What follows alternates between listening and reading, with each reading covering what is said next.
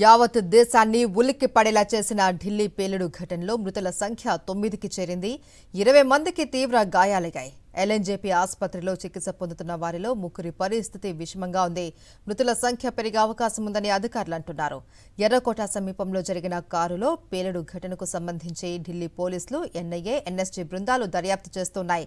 పేలుడు జరిగిన కారు ఓనర్ను సల్మాన్ గా గుర్తించి అతన్ని అదుపులోకి తీసుకున్నారు పోలీసులు. అయితే తాను కారును నదీం ఖాన్ కు విక్రయించినట్లు పోలీసులకు తెలిపాడు సల్మాన్. కాగా కారు పలుసార్లు అమ్మకం, కొనుగోలైనట్లు విచారణలో వెల్లడైంది. దాన్ని ఫేక్ డాక్యుమెంట్లతో కొనుగోలు చేసి ఆత్మాహుతి దాడికి పాల్పడి ఉండొచ్చు అన్న అనుమానాలు కూడా వ్యక్తమవుతున్నాయి. పేలుడు ఘటనపై అన్ని కోణాల్లోనూ దర్యాప్తు కొనసాగిస్తున్నారు పోలీసులు. యావత్ దేశాన్ని ఉలికి పడేలా చేసిన ఢిల్లీ పేలుడులో ఇప్పటికే మృతుల సంఖ్య 9కి చేరింది. మరో 3 పరిస్థితి కూడా విషమంగా ఉన్నట్లు తెలుస్తోంది. దీనికి సంబంధించి లేటెస్ట్ అప్డేట్స్ మా ప్రతినిధి వెంకటేష్ అందిస్తారు. వెంకటేష్, ఢిల్లీలోని ఎర్రకోట వద్ద రాత్రి జరిగినటువంటి పేలుడులో దాదాపు 9 మంది ఇప్పటి వరకు చనిపోయారు. చాలా మంది పరిస్థితి ఇంకా విషమంగా ఉంది. 25 మందికి పైగా ఎల్ఎన్జేపీ ఆసుపత్రిలో చికిత్స పొందుతున్నారు. వారందరినీ కేంద్ర హోంమంత్రి అమిత్ షా పరామర్శించినటువంటి పరిస్థితి. సో దీని వెనకాల ఉగ్ర కుట్ర ఉందనేటువంటి సమాచారం వస్తుంది.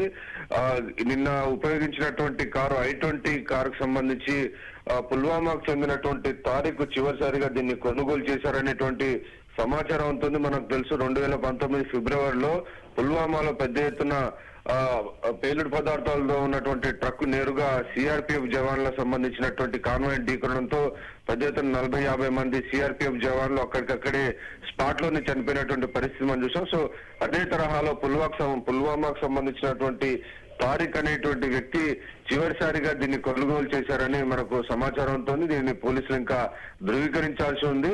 ఇప్పటికే మొదట దీన్ని కొన్నటువంటి కారు ఓనర్ ని అదుపులోకి తీసుకున్నారు. అలాగే సెకండ్ పర్చేజర్ ను కూడా, నదీం ను కూడా అదుపులోకి తీసుకుని పోలీసులు ఇంట్రాగేషన్ చేస్తున్నటువంటి పరిస్థితి మనకు కనబడుతుంది.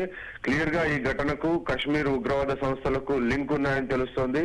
గత వారం రోజుల కిందట కాశ్మీర్ లో జైషే మహమ్మద్ ఉగ్రవాద సంస్థ కొన్ని పోస్టర్లను అంటించింది. ఆ పోస్టర్లను అంటించింది కూడా కొద్దిమంది డాక్టర్స్.